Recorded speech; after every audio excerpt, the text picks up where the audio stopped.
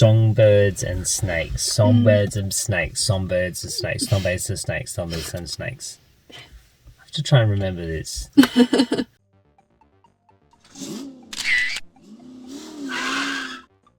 Good evening, it's Adam here and Thalia for another quick instant movie review for you. So tonight we caught the prequel to the Hunger Games. Is it a trilogy? Yes, it is. But it's like a trilogy with a split film. Yes, because the last book was too long to make it into one film. Trilogy plus one. Trilogy plus one. Quadrilogy? No, that's the movies. Anyway, and that was the Hunger Games, the Ballads of Songbirds and Snakes. Did I get it right? You did, oh my God, you did. It's so good. This is based on the book by Suzanne Collins. And this tells basically the uprising of President Snow and his backstory from being a young whippersnapper to becoming the nastiest person in the world. Tali, can you tell me a little bit more about what this film is actually about? Well, as Dad said, it follows young Cornelius Snow and basically covers his backstory of how he became who he was and his whole rise through the ranks in terms of the society, and it involves him becoming a mentor to one of a tribute named Lucy Gray, who basically changes him for the better ?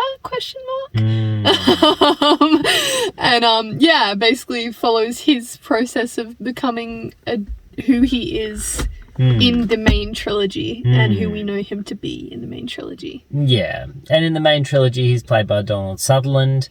Interesting backstory is his father was one of the main instigator behind the Hunger Games, and we find out that that was sort of co-authored, I suppose, by Peter Dinklage's character that is, I don't know what his name is, you probably remember. Yeah. Oh God. So anyway, yeah, and so we find a little backstory, but this is kind of like the origins of the Hunger Games, basically. So I think it's been run for a couple of years, and it's three or 4 years, I think, before since the beginning of the Hunger Games. Yeah. So and they want to spice it up a little bit because everyone's losing a bit of interest. So that's where President Snow comes in. Or all the mentors come in, all the capital mentors. So in order to win a scholarship to university, they have to try and create spectacles out of their tributes. Yes, so it's kind of leads into where Katniss picks up Not Katniss. What's her name? Lucy Gray. No, but where Katniss picks up many moons later. Many moons later. So we've got Tom Blythe playing Cornelius Snow. Most of the time I watched him, I'm like, are you a neo-Nazi? Because he looks very white hair, blue eyes. And I'm sure that's part of what they're trying to put across. Yeah, pretty much. And he's the master race. And then you've got Rachel Segler, who we last saw in West Side Story sing up a beautiful song as Maria. She looks too beautiful. She's too pretty. She's too pretty. Too pretty. Everyone else in this Hunger Games is grotty, gross. All you want to do... I mean, there's a guy with rabies, for God's sake. And what is she? She's like, does my lip liner look okay? Okay, I understand that her character isn't technically from District 12, right? That she's part of a performing group of gypsies that just happen to get stuck in this district. But, however, you've been stuck in a district. You're going to smell like them. You're going to start to look like them. You're not going to look good anymore. You're going to look as trashy as everyone else in that place. She could have had some dirt on her face. Could have had some dirt on her face. Give that lady some dirt. And she sung beautifully. Yeah. Like, she has an amazing voice, doesn't she? Yeah, gosh, beautiful. She's got an amazing voice. Anyway, so, and for me, this feels like it was a film of two very distinct parts. And I mean, the film itself breaks everything down into three parts, right? So you've got, what is it? The mentor... The games, then the peacekeeper. and then the peacekeeper. So from my point of view, it was good. Really rushed into it. I did feel at the back end when he looked a little bit more like Eminem after he got his hair shaved off, that it got a little bit slow. But as you said, it kind of needed that little bit of a time for the character to develop fully out to where our end crescendo kind of gets to.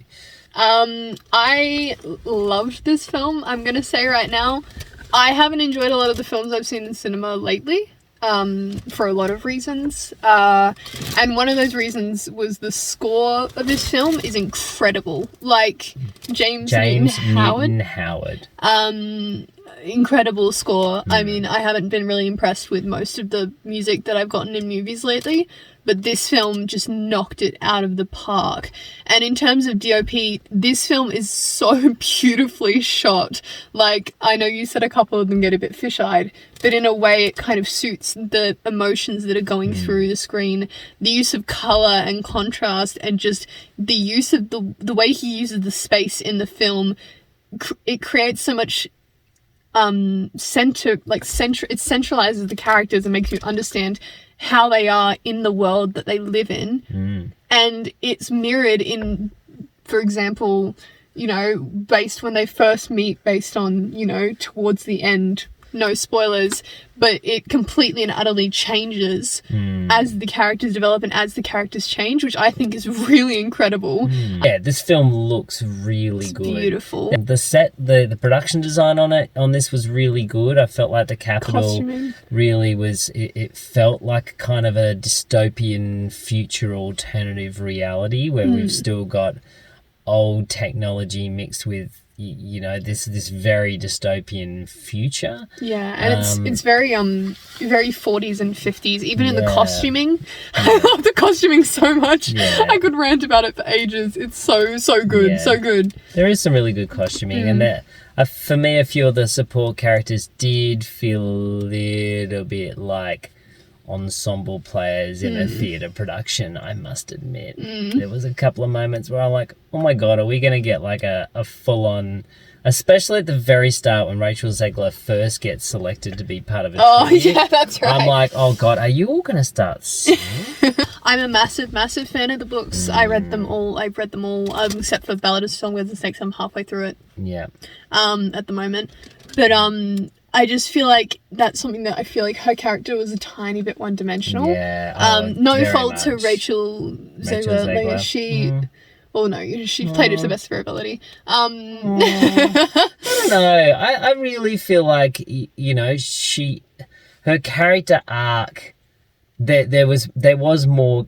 I feel like there was more meat on the page and probably more that she could have done. And I feel like, you know, of mistrust, then trust, then full trust, then mistrust, then full fear, then, you know, like we should be feeling that journey. And I kind of just felt like it was Rachel Zegler for most of it. In the books, you do see a lot more of that. And then as you go, you kind of see how the games change her. You physically see it in the book, how it changes her perspectives in a way. It like haunts her, which is kind of similar to the kind of arc you get in Katniss's Oh, there is a shout out to Katniss too. Of course, always a shout out to Katniss. Always. She's a little spud. Little spud. That's technically what she Little is. swamp potato. I mean, what a wonderful backstory for Katniss. Her origins are so... It does have meaning. It does have meaning. She's not even a sweet potato. No. It's hardy and resistant. That's the whole thing. I'm sorry, that part was not good. Anyway, so The Hunger Games, The Ballad of Songbirds and Snakes. I got it right. What would you give this out of 10? I loved it, so I'm gonna go 8.5 because I really loved this film. Like, really loved it. This film goes for 2 hours and 37 minutes. And it was needed. I'm glad they didn't cut it short or cut it into 2 parts because I would have been very mad. Just letting you know right now. I think if you're a fan of The Hunger Games and you are a fan of the books, I feel like this is going to really, really resonate with you. And I feel like even if you're dragged along to this film, because you do have someone who is a massive fan of the books, I still think you will get a lot out of it. It's very well acted. It looks really good. It's shot very well. The score is great. And the story does progress to a point that it feels like it is worthwhile. Almost to the point of needing another film, dare I say. So I would probably go 7.5. I'm not going to go as strong as you, but I still feel like it was worth my time and I enjoyed it.